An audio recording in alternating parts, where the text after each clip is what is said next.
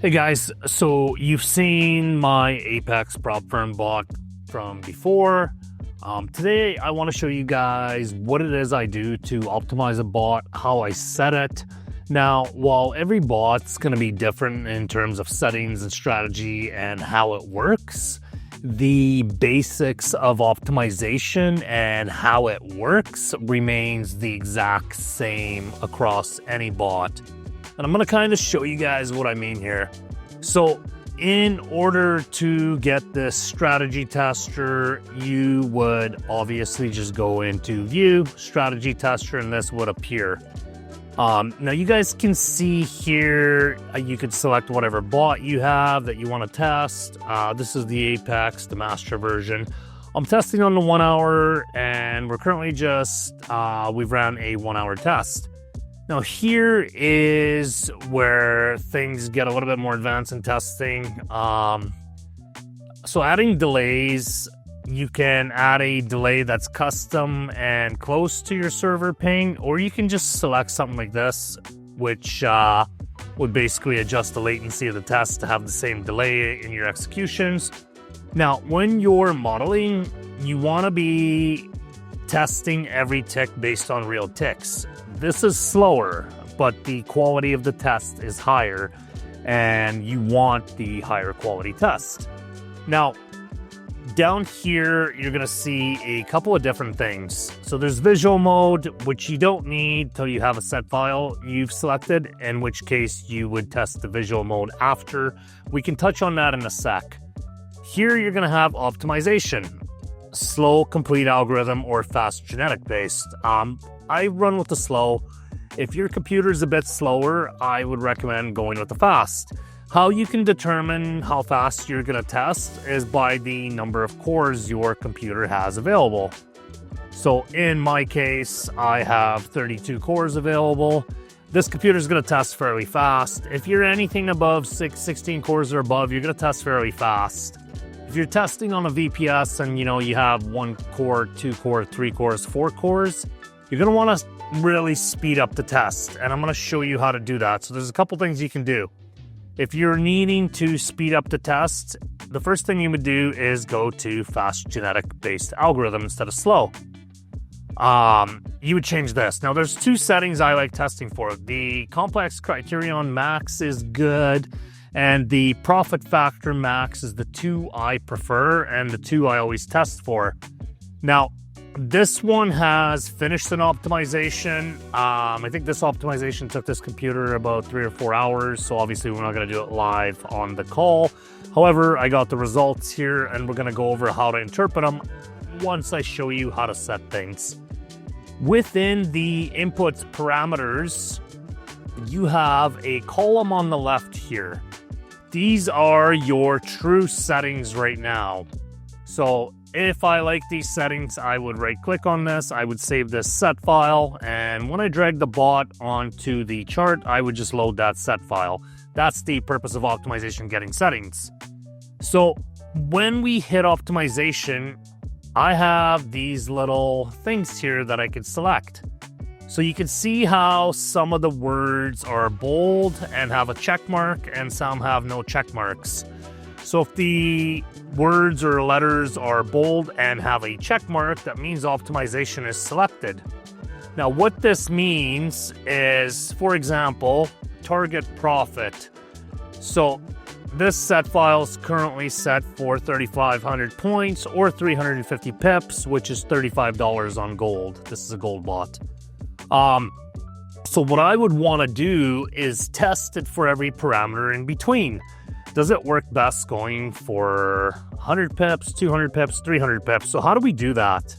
When we have this check mark selected, what optimization is going to do is completely ignore this setting, and it's going to look at the start column. We're starting at 1,000 points or 100 pips. And I am stepping by 100 points, or once again, the 100 points is 10 pips. We're just going to roll with pips to make it easy. Just subtract the 0 off these values, and that's pips. Here we're testing from 100 pips to 500 pips. We're stepping by 10 pips. So what this means is we're going to test 100, 110, 120, 130. And we're going to do that all the way to 500. And we're going to run these settings against every other setting. So here that is 41 steps, as you can see on the right. If I have a slow computer and I cannot have too many steps, what I would do is I would come here and I would take larger steps.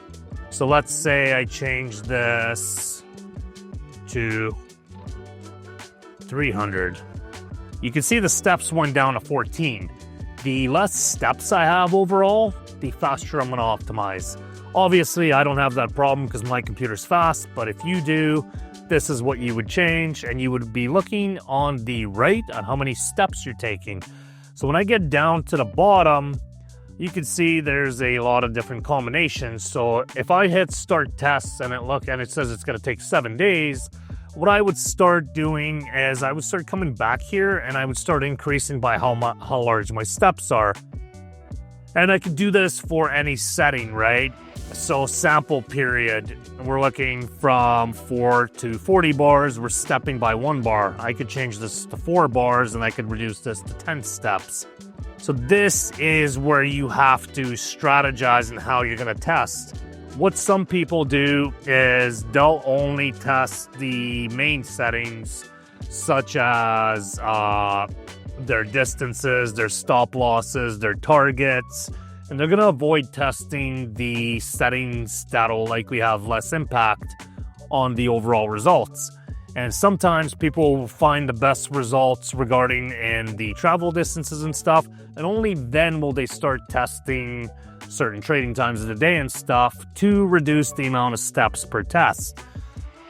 So in my case, here you can see we're testing both the close Friday positions and leave it open.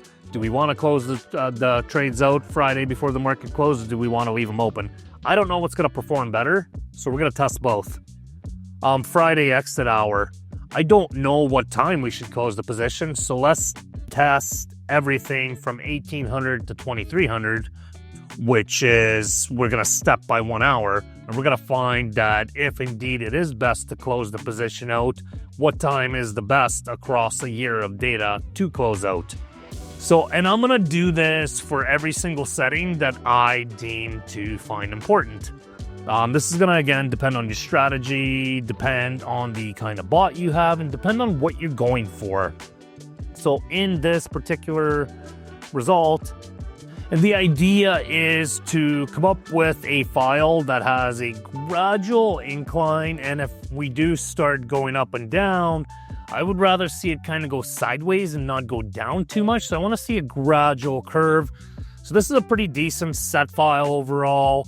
Profit factor 3.36, which is good. We could see profit trade 64. Drawdown was pretty minimal, not bad. So this is a pretty okay test file. I wouldn't have a problem with this. Really depends what I'm going for. If I wanted the drawdown to come below 7%, all I would do is I would come in and I would, for example, lower my risk from 3% to 2% or 1.5%. So this is how you optimize a bot, how you give it the best chance of success, depending on what you're doing for. If you run it on a personal account, chances are you're able to run a little higher drawdown, 10, 15%, maybe 20.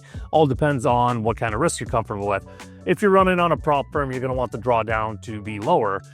Now, how do we interpret these optimization results? So what a lot of people will do, and this is the biggest mistake people make, is they're just going to hit profit, and they're going to go all the way up, and they're just going to look at the highest profit, and they're just going to run that. Here's what you actually want to do when you optimize. Don't go for profit. Look at the result. And you want the result to be in the high 90s, and you want the most profit with the lowest drawdown and the least amount of trades. So this is running a 28% drawdown.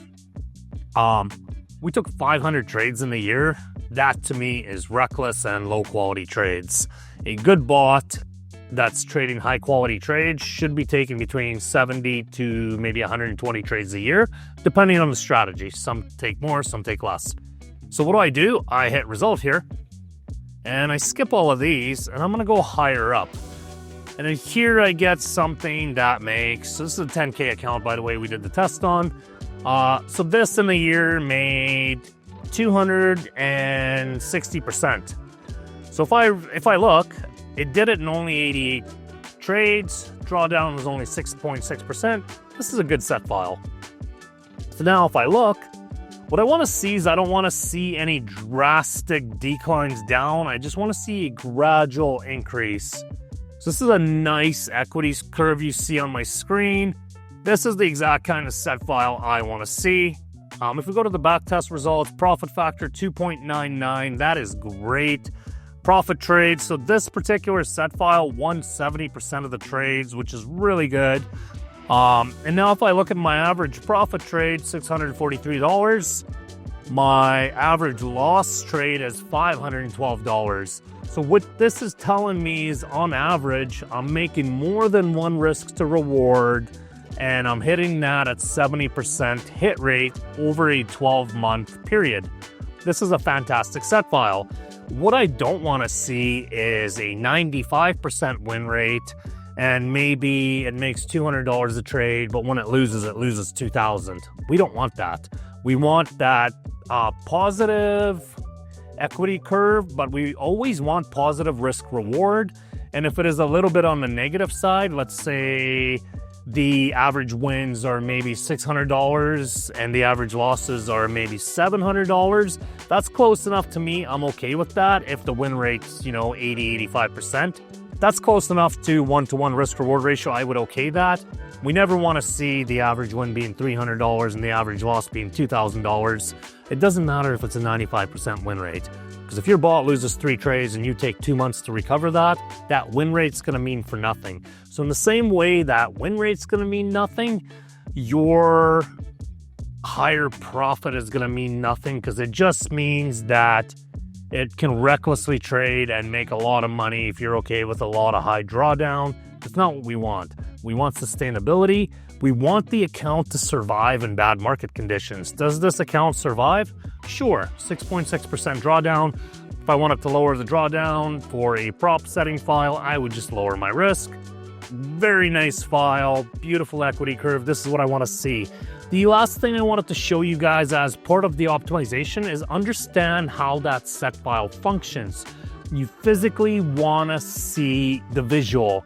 And this brings us back to the beginning of the video where I told you guys about visual mode.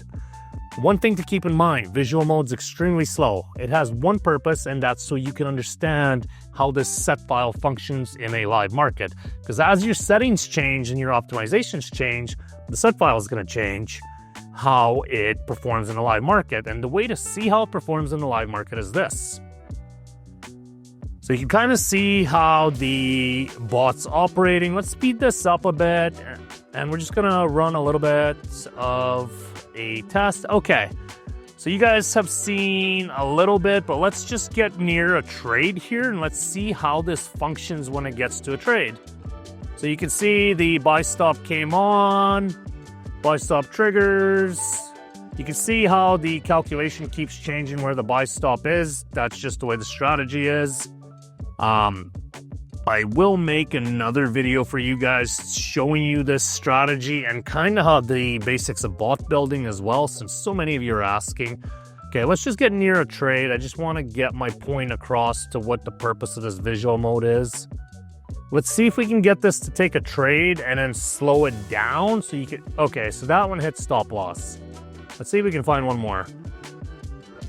Okay, so this one's in a buy right now. Let's slow it down. So you can see where the stop loss is. Let's see if this one goes in profit. And again, you can speed it up and slow it down. The purpose of this is to understand how the bot functions and what it does and how it performs. So this closed us out on a timing setting. The trade wasn't going anywhere for X amount of candles, so the bot said it's not worth holding. It just closed it out. That's one of the settings I run. All right, so here we're in another buy. Let's see if this one pushes up. And these are a little bit slow and painful, but they are required in order for you to understand how the strategy functions. There we go. So let's tap in here. All right, that one tapped in. Let's see if this guy runs. Eventually, we'll get one that runs here. And you'll kind of see how this set file functions. And the same bot with a different set file will function completely different. So this one is, let's see. All right. Of course it's, okay, here we go. Okay, here we go. So our buy tapped us in here. You can see that our stop loss is already in profit. If price comes back down, this trade's already secured profits. All right, so this trade from here to here closed us out in profit. So we can see entry was at 27.73. Exit was at 28.13. So that's actually a 400 pip run on that one. So this is why I like breakout strategies. Let's see if this second trade also hits momentum, or maybe the second one hits stop loss. And so this is how eventually you fine-tune what it is you do. So the idea is to walk through enough price action that you kind of see how the bot performs. So we can kind of see our balances going up. So overall, we're making money, even if some of the trades are quite small. So again, we're in a buy. We closed one out, got into another buy. And that's essentially, so this one hit stop loss, no big deal. Again, balance is going up. The purpose of this is, again, to understand your set file. So I have set files that don't trail, and they go from point A to point B in one go. And I have set files that trail. All depends what I'm going for. If I want the most money, I'm not going to trail. If I want a decent balance of money and hit rate, I'm going to trail. So all depends what you want. So kind of hope you guys get the gist of optimization and the purpose of it. What I showed you here today can be used to optimize any bot. It's always the same. What value do you want to start at? What value do you want to step by? And what value do you want to stop at? And how many steps are you willing to take? So that will determine how long your optimization takes. The smaller steps you take, the more accurate of a file you're going to get, and the better settings you're going to get. However, you have to try and create something that doesn't take longer than 2 days to test. And this will change again from bot to bot. If something takes 7 days, remove steps. If something's only tested in 4 hours, add a bunch of steps and get a better test result. So that's the idea of it. I hope you guys enjoyed this video, and I'm going to break down for you guys in the next video to kind of what the requirements are to build one of these bots from scratch using AI, and how it is that we go from start to finish in order to create this. So optimization is basically step 2. Step 1 is building these. Anyways, guys, I hope you enjoyed it. I will see you in the next video.